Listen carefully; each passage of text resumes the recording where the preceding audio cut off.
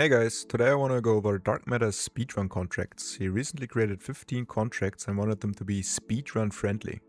I played them all and enjoyed them a bunch, so thanks DM for making them. Since we might have some new viewers here from the 007 content, I thought instead of just uploading the runs without commentary, I'll explain for each run what actually happens.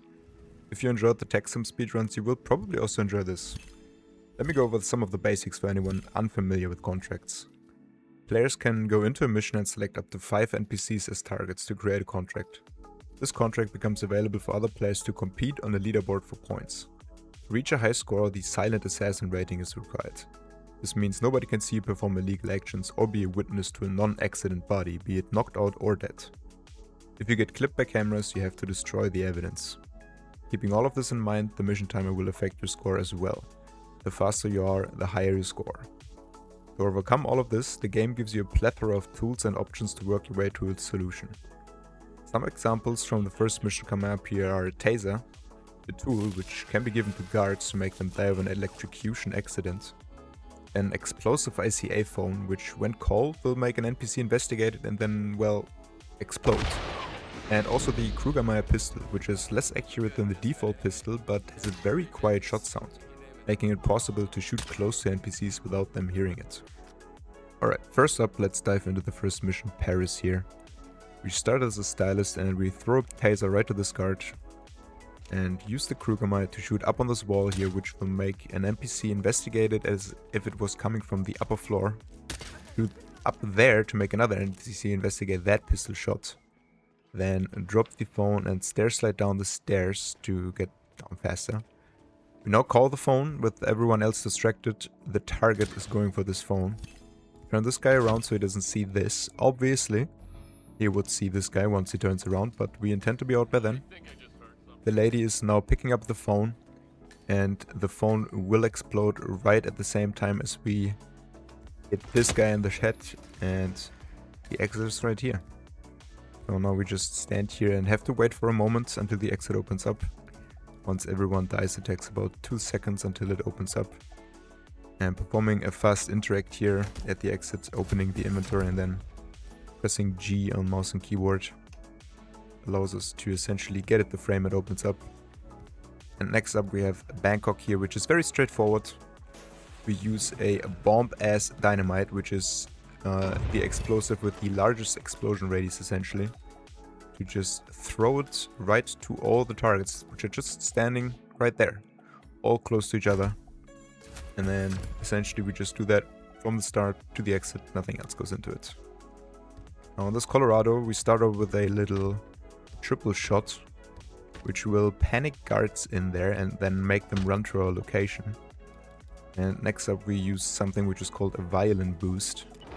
We throw the violin, explode the breaching charge next to it to get on top of this water tower, which doesn't allow us to get an angle on these two guys. We already had that angle from below, but we can just drop down later for a faster exit. And triple shotting these guards there. They are now in a panic state trying to get to 47's position, which will take them past this car here. And shooting that car 2 times will make it explode while the guards are right behind it. Kills him with the explosion accident, very convenient. And yeah, there's no fall damage, so we can just drop down without any worry. This Marrakesh actually quite the pain. Shoot this pillar there to make a lady go upstairs, otherwise she will find bodies later. Pop that guy in the head. And then we throw a blue egg here next to this police guy, which will pacify him. But it will be illegal pacification, so nobody will care about the body. And then we throw a taser in front of everyone. They all ignore it because they see the pacified body. But one guy specifically downstairs sees the taser and he will report it to the other target, who is a guard, and he will go to pick up that taser. While that is happening, we just cleared out that room with the 2 other targets and picked up keys for the exit. And those 2 targets would get found if we didn't do that shot, the very first shot. Otherwise that lady would find them roughly now. And now the last guy here finally picked up the taser and died. Well, we already had the keys in hand, so just a stroll to the exit.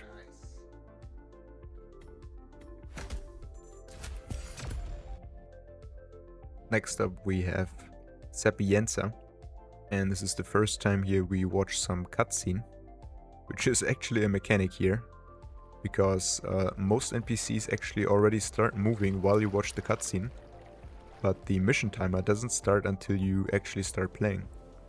So we want one guy here to essentially start moving earlier. We use an explosive present, which is, well, an explosive device, but it has a very large explosion radius and nobody sees it as illegal, so they just let it be where it is. And once this guy reaches it, we just explode everyone in one big explosion, which is of course an illegal kill. And once someone finds that, it's red guns. But we are out before that happens. And on Whittleton here we have another full cutscene, because we want Gunther, the main target's guard, to go further ahead. And then we climb over this fence, distract one guy so he doesn't see us later. Wait until the guard upstairs is in the doorway, and then shoot the camera so he hears it and investigates on the spot. We throw Mr. Chainsaw Jr. up to him. If Gunther is far gone, he doesn't hear it, otherwise he will. Then we have to squeeze it after a couple of seconds, so the guard that was in the corridor now hears it, investigates it, and both guards are standing on the explosive object while we explode it. And then we just get out quickly with the manhole before anyone finds it. Now this Mumbai here had one target in particular that was a bit of a pain, because he starts inside and there's not really any good angles on him until he comes outside.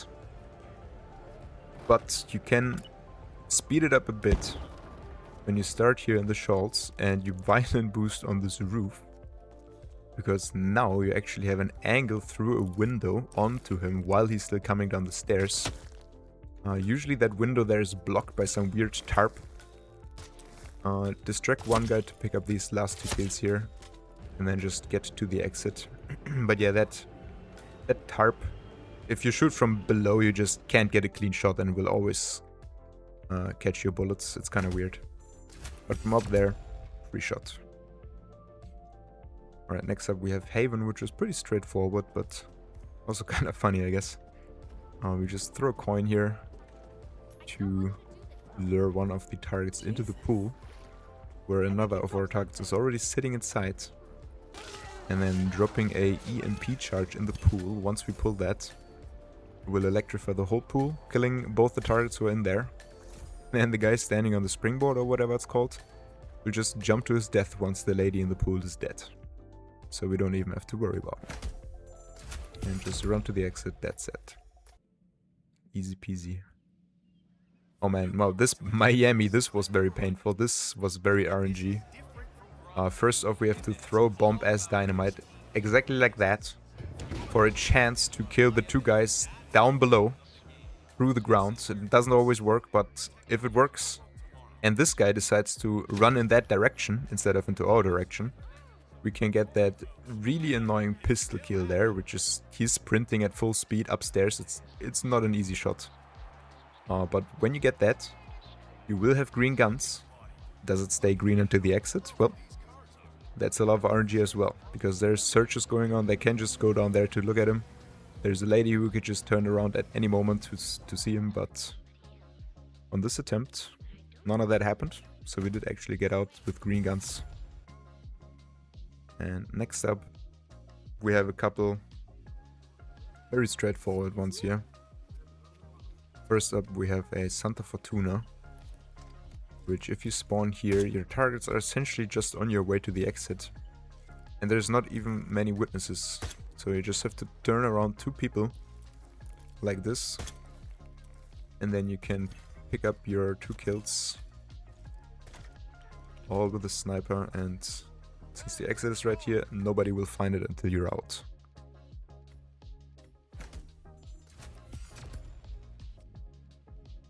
Next up we have Sgail, which is also very straightforward as said.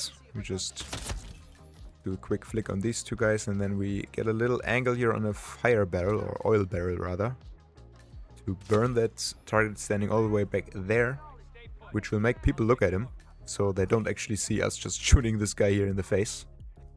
And then this fire barrel kill there is kind of RNG because the burn animation is RNG. Depending on like what animation plays, it can take longer or shorter. And also there's a chance that they just instantly die. I didn't grind for that chance, but if you do, then you will get a much faster time. Because you don't have to just sit there at the exit waiting for it to open up. Right, this New York here. You could do this in a lot of ways. You could just shoot these two guys as long as the door there is closed, nobody sees it. But I just chose to go for the present, which is pretty fast and easy. And then we just pop that idiot in the head before or after we steal his key. No, what did we do before? Well, we stole the key. We need that key for the exit.